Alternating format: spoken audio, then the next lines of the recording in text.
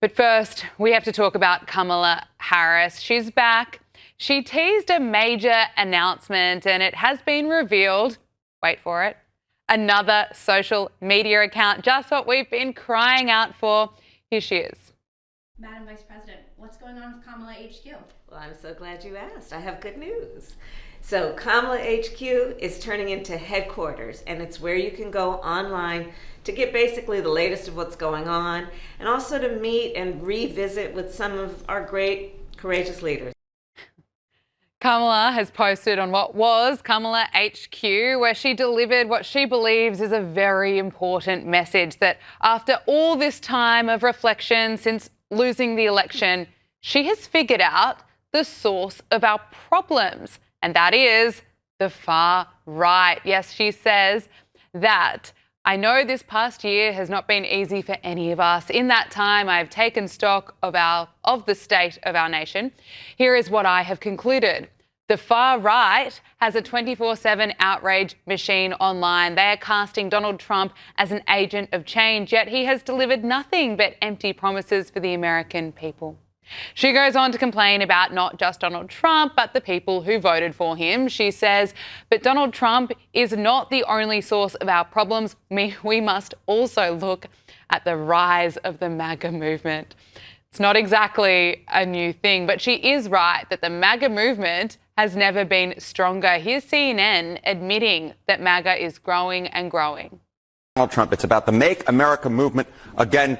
That's what we're talking about, Make America Great Again movement, and it is as powerful as it has ever been, because I want you to take a look here. GOP who view MAGA favorably. 2 years ago when Donald Trump was running for term number 2, it was 74%. Today, look at this. It's 78% of Republicans who view the Make America Great Again movement favorably. So we're talking about something that, in my opinion, will very much be able to outlast Donald Trump. Trump is in term number 2. He can't run for a term number 3. But the bottom line is this. What he brought into the GOP looks like it's going to last long beyond him. Well, there you go. Well, Kamala Harris goes on to say in her post that the Democrats must improve the way they communicate with Americans, including with Gen Z voters. She writes, that is why I've decided to revive my team's social media operation, Kamala HQ. It will now be known as headquarters. Wow, what a rebrand, with the X handle being headquarters_67, which even left-wing media outlet CNN is labeling as cringe. By the way, the handle they're using, you can see there, we're zooming in on it, at headquarters_67. 67, as the kids used to say. Well, you know, used to say a lot of things. And I think they also used to say, that's probably cringe. I mean, what a disaster. Even CNN and MS Now, formerly known as MSNBC, are not getting around this.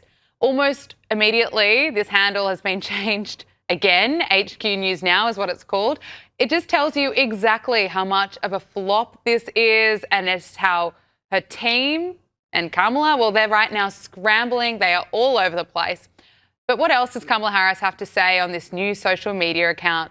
Well, she says, I'm so proud of the campaign we built in 2024 and of the ways Kamala HQ innovated online and brought new young voters into the conversation. But let me be clear, our movement has always been bigger than one candidate. We must be where the people are, and these platforms help ensure our voices stay loud and our fight continues. I mean, that is essentially it. That is the big announcement that she has been teasing. And that's a strategy that is just bound to win over young voters by slamming the majority of Americans who voted for Donald Trump, including a lot of young Americans, blaming all of our problems on the so-called far right and admitting that the Democrats just suck at messaging. Well, she certainly proved that. That is it. I mean, how long has it been since the election? 15 months? And this is what we get from Kamala Harris. She is delusional, so is her team. It is, of course, another sign that she is getting ready to run again. So get ready for more Substack posts and more word salads and more inspiring advice like this. You know, we have to stay woke. Like, everybody needs to be woke. And you can talk about if you're the wokest or woker, but just stay more woke than less woke. Yeah. No thanks. And just one more point. This clip of Kamala Harris has resurfaced. It is going viral, showing her position against voter ID. Although the majority of Americans support voter ID, more than 70% of them, here is Kamala Harris making the strong case against it. Is agreeing to voter ID one of those compromises that you'd support? I don't think that we should underestimate what that could mean. Because in some people's mind, that means, well, you're going to have to Xerox or photocopy your ID to send it in to prove you are who you are. Well, there are a whole lot of people, especially people who live in rural communities, who don't. There's no Kinko's, there's no Office Max near them.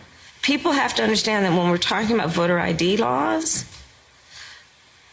be clear about who you have in mind and what would be required of them to prove who they are. Of course, people have to prove who they are, but not in a way that makes it almost impossible for them to prove who they are.